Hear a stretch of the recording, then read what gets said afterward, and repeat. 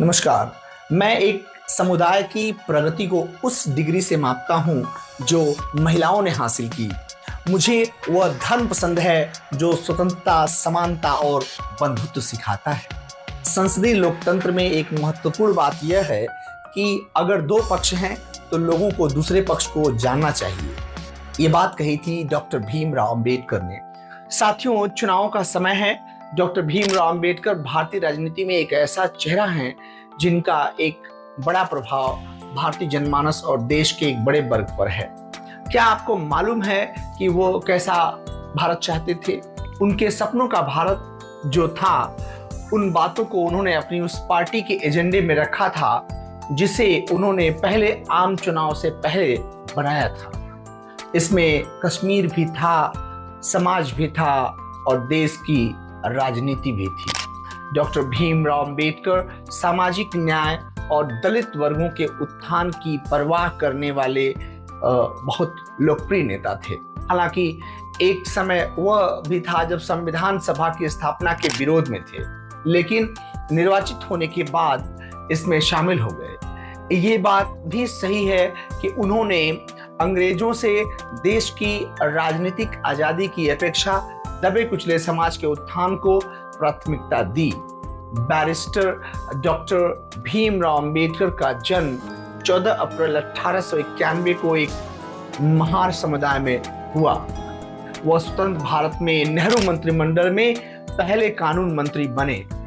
एक राजनेता और जननेता होने के बावजूद डॉक्टर अंबेडकर हमेशा एक चिंतनशील विचारक और प्रखर विद्वान बने रहे।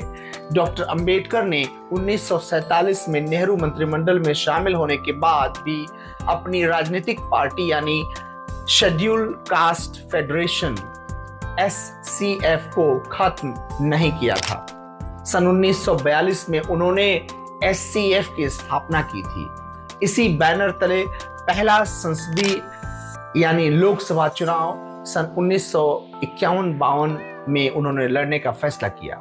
दोस्तों, आज हम जानेंगे कि उनकी पार्टी का घोषणा पत्र, नीति, कार्यक्रम और बातें क्या थी जिसके जरिए उन्होंने इस भारत का सपना देखा था। वैसे डॉक्टर भीमराव अंबेडकर भारत में रिपब्लिकन पार्टी का सपना देखा था, लेकिन अपने जीवन काल में इसे स्थापित नहीं कर सके। बाद में इसे स्थापित किया गया। आज भी यह पार्टी भारतीय राजनीति में सक्रिय है। हालांकि ये छोटी है और आमतौर पर महाराष्ट्र की राजनीति तक ही सिमट गई है। डॉक्टर भीमराव अंबेडकर विपक्ष की भूमिका को अहम मानते थे। शासन की दो दलीय प्रणाली में विश्वास करने वाले प्राचीन शिक्षकों का जिक्र करते हुए बाबा साहेब ने संसदीय लोकतंत्र में विपक्ष की भूमिका पर जोर दिया। संसदीय लोकतंत्र में एक महत्वपूर्ण बात यह है कि अगर दो पक्ष हैं तो लोगों को दूसरे पक्ष को भी जानना चाहिए। मतभेदों के कारण नेहरू मंत्रिमंडल से इस्तीफा देने के बाद अंबेडकर ने 6 दिसंबर 1956 तक अपनी मृत्यु तक संसदीय लोकतंत्र पर अपने विचारों को प्रकट किया। व्यक्तिगत जीवन में समन्वय सिद्धांतों का पालन करना जारी रखा। तो दोस्तों, आइए हम जानते हैं कि भारत के संविधान निर्माता डॉक्टर भीमराव अंबेडकर की वास्तविक नीति क्या थी और क्या एजेंडा लेकर वे भारत के प्रथम चुनाव में उतरे। पहला, यह सभी भारतीयों को न केवल कानून के सामने समान मानेगा बल्कि समानता का हकदार मानेगा और समानता को बढ़ावा देगा। यह सरकार की संसदीय प्रणाली को जनता के हित और व्यक्ति के हित में सरकार का सर्वोत्तम रूप मानेगा। तीसरा बिंदु है, पार्टी की नीति किसी विशेष हठधर्मिता या विचारधारा जैसे कि साम्यवाद या समाजवाद, गांधीवाद या किसी भी वाद से बंधी नहीं है। जीवन पर इसका दृष्टिकोण पूरी तरह से तर्कसंगत और आधुनिक अनुभववादी होगा, न कि एकेडमिक। चौथा, भारत में किसी भी राजनीतिक दल के कार्यक्रम को क्रेडिट या डेबिट पक्ष पर अंग्रेजों द्वारा छोड़ी गई विरासत से अभिन्न रूप से जुड़ा होना चाहिए। SCF शिक्षा और सेवाओं दोनों के मामले में पिछड़े वर्गों और अछूतों और आदिवासी लोगों के उत्थान के लिए तदनंतर लड़ेगा। छठा बिंदु था जन्म के आधार पर उच्च वर्गों और निम्न वर्गों के बीच कृत्रिम भेद जल्द ही समाप्त हो जाना चाहिए। कृषि और उद्योग दोनों में अधिक उत्पादन जैसे गरीबी की समस्या का समाधान होगा। तेजी से औद्योगिकरण और यंत्रीकृत कृषि को बढ़ावा देना होगा। आठवां बिंदु था कि भूमिहीनों को भूमि दिलाना और न्यूनतम मजदूरी के सिद्धांत को हर हाल में लागू करना। नौवां बिंदु था भाषाई आधार पर राज्यों का निर्माण करना। 10वां भ्रष्टाचारियों को दंड देना और महंगाई से निपटना। 11वां सभी देशों के साथ मैत्रीपूर्ण संबंध रखना। 12वां कश्मीर का विभाजन किया जाएगा। जम्मू और लद्दाख से युक्त गैर मुस्लिम क्षेत्र का भारत में विलय होगा। और 13वां बिंदु था कि एससीएफ का हिंदू महासभा या आरएसएस जैसी किसी भी क्रांतिवाद प्रतिक्रियावादी पार्टी के साथ कोई गठबंधन नहीं होगा। 14वां कम्युनिस्ट पार्टी जैसी पार्टी के साथ भी कोई गठबंधन नहीं होगा जिसका उद्देश्य व्यक्तिगत स्वतंत्रता और संसदीय लोकतंत्र को नष्ट करना और उसके स्थान पर तानाशाही स्थापित करना है। 15वां बिंदु था सेना पर व्यय में कमी लाई जाएगी। 16वां था कि नमक पर फिर से कर लगाया जाएगा। और 17वां बिंदु था निषेध का उन्मूलन और उत्पाद शुल्क राजस्व की बचत की जाएगी। 18वां बिंदु था बीमा का राष्ट्रीयकरण होगा। डॉक्टर भीमराव अंबेडकर भी मानते थे कि प्राचीन भारत विश्व गुरु था। वह कहते थे कि भारत के इतिहासकारों को इस सवाल से जरूर निपटना चाहिए कि ये संसदीय संस्थाएं हमारी भूमि से क्यों लुप्त हो गई। प्राचीन भारत विश्व का गुरु था। प्राचीन भारत में ऐसी बौद्धिक स्वतंत्रता थी जैसी कहीं नहीं थी।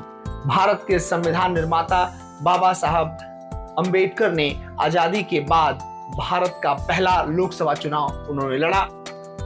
यह 72 साल पुरानी बात है, सन 1952 की बात है। इस समय चुनाव में अंबेडकर को पराजय का सामना करना पड़ा। अंबेडकर ने महाराष्ट्र की उत्तरी मुंबई सीट से चुनाव लड़ा और हार गए।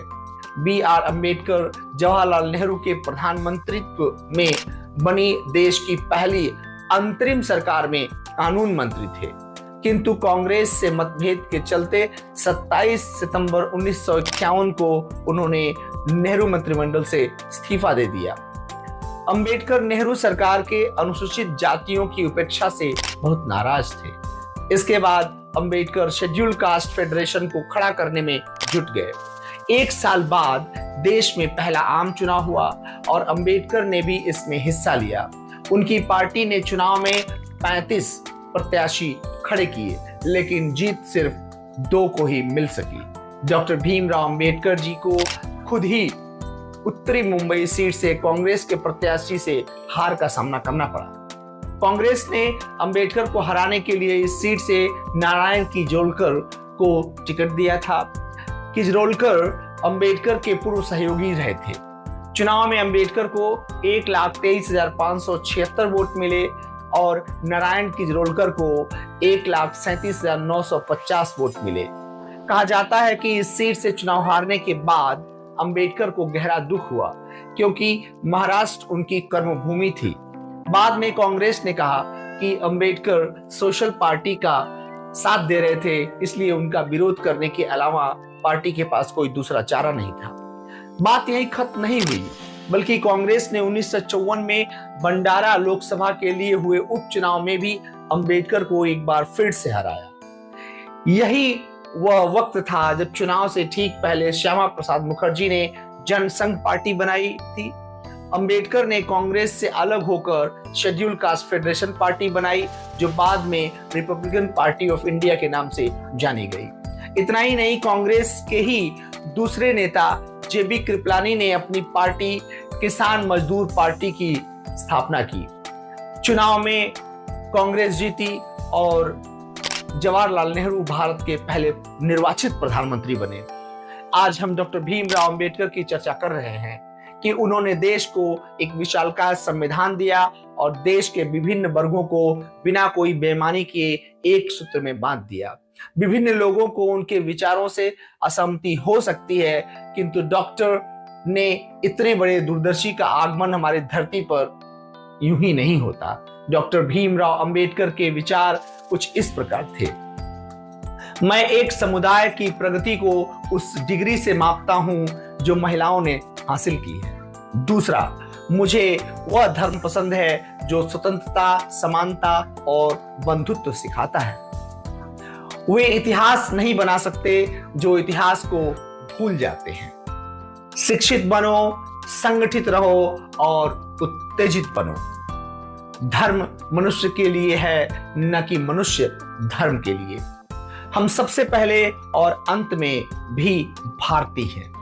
भाग्य में विश्वास रखने के बजाय अपनी शक्ति और कर्म में विश्वास रखना चाहिए। एक इतिहास लिखने वाला इतिहासकार सटीक, निष्पक्ष और ईमानदार होना चाहिए। समानता एक कल्पना हो सकती है, लेकिन फिर भी इसे एक गवर्निंग सिद्धांत के रूप में स्वीकार करना होगा। हिंदू धर्म में विवेक, कारण और स्वतंत्र सोच के विकास के लिए कोई गुंजाइश नहीं होती है। एक महान आदमी एक प्रतिष्ठित आदमी से इस तरह से अलग होता है कि वह समाज का नौकर बनने को तैयार रहता है। बुद्धि का विकास मानव के अस्तित्व का अंतिम लक्ष्य होना चाहिए। साथियों, डॉक्टर भीमराव अंबेडकर ने अपने खून का कतरा कतरा देश के उन्नति में, विकास में और दलितों और पिछड़ों की उन्नति के लिए बहाया। साथियों, उन्होंने हमें इतना विस्तृत संविधान दिया जिसे हम आभारी हैं और हम उनको शत शत नमन करते हैं। अगर आपको ये वीडियो पसंद आए तो इसे लाइक कीजिए, चैनल को सब्सक्राइब कीजिए। हम अगला वीडियो लेकर फिर से आएंगे। नमस्कार।